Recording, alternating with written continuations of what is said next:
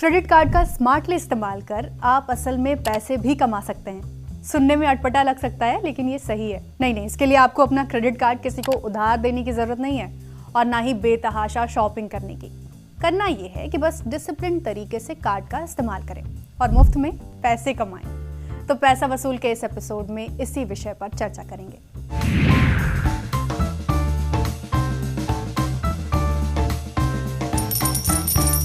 Credit card का इस्तेमाल लोग आमतौर पर शॉपिंग करने या बिलों का भुगतान करने के लिए करते हैं, लेकिन इसे लेकर बहुत सी गलतफहमियां भी पाली जाती हैं।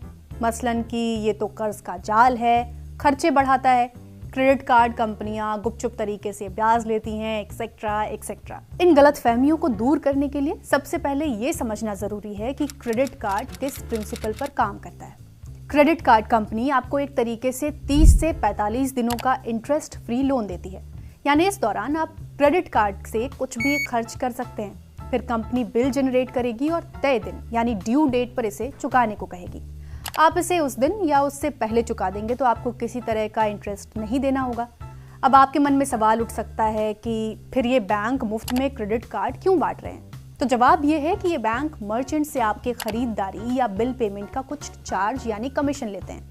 और दूसरा, अगर आप समय पर क्रेडिट कार्ड का बिल नहीं भर पाए तो इस पर लगने वाला भारी भरकम इंटरेस्ट भी इनकी कमाई का जरिया है।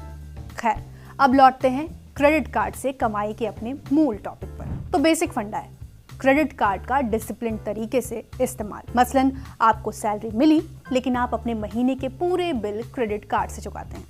इसमें EMI या मकान का किराया जैसी चीज़ें तो संभव नहीं है, लेकिन राशन का खर्चा, बिजली पानी का बिल, मोबाइल का बिल, रेस्टोरेंट में खाने का बिल जैसी कई चीज़ों का पेमेंट आप क्रेडिट कार्ड से कर सकते हैं। अब क्योंकि सैलरी का पैसा आपके पास है, तो आपके पास ये रकम है जिससे आप 40 से 50 दिनों बाद क्रेडिट कार्ड का बिल चुका देंगे। लेकिन इस दौरान आप सैलरी की इस रकम को इन्वेस्ट कर सकते हैं। ना, ज़्यादा लालच नहीं। शेयर बाजार में तो इसे बिल्कुल भी इन्वेस्ट नहीं करना है। निवेश ऐसी जगह करना है जो सुरक्षित हो और समय पर रकम मिल जाए। तो आप इस रकम को बैंक के फिक्स डिपॉजिट में 45 दिनों तक इन्वेस्ट कर सकते हैं, जिस पर आपको आकर्षक ब्याज मिल जाएगा। तो हुई ना कमाई फ्री में। दूसरा है नो कॉस्ट EMI से कमाई। कई मौकों पर क्रेडिट कार्ड कंपनियां अपने कस्टमर को नो कॉस्ट EMI का ऑफर देती हैं। आप इन ऑफर से अपनी जरूरत का सामान खरीद कर क्रेडिट कार्ड से कुछ कमाई कर सकते हैं। मसलन आप एक लैपटॉप खरीदना चाह रहे हैं जिसकी कीमत 1 लाख रुपए है। ये रकम आपके पास है, आप इस रकम को FD में डाल सकते हैं और नो कॉस्ट EMI से लैपटॉप खरीद सकते हैं। हुई ना FD से ब्याज की कमाई। फिर से याद दिला दें कि ये कमाई तब ही होगी जब आपके पास पहले से ही वो रकम हो जो आपने क्रेडिट कार्ड के जरिए खर्च की है। और दूसरा, आप किसी भी हाल में क्रेडिट कार्ड बिल की पूरी रकम चुकाएंगे। मिनिमम पेमेंट के चक्कर में कतई नहीं पड़ेंगे। एक और तरीका है कमाई का, कैशबैक रिवॉर्ड्स पॉइंट से। कई क्रेडिट कार्ड कंपनियां अपने कस्टमर को उनके क्रेडिट कार्ड के इस्तेमाल पर रिवॉर्ड्स पॉइंट देती हैं। इन्हें रिडीम कराकर आप कुछ कमाई कर सकते हैं।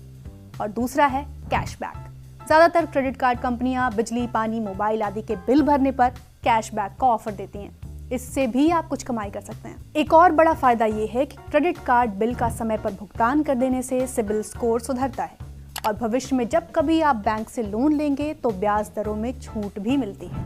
ये तो थी क्रेडिट कार्ड से हो सकने वाली कुछ कमाई की बातें, लेकिन चलते चलते आपको बता दें कि क्रेडिट कार्ड से उन लोगों को आर्थिक नुकसान हो सकता है जो इसके पेमेंट में डिसिप्लिन नहीं है।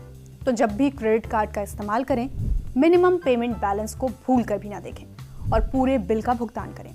नो कॉस्ट EMI की नियम और शर्तों को ध्यान पूर्वक देखें।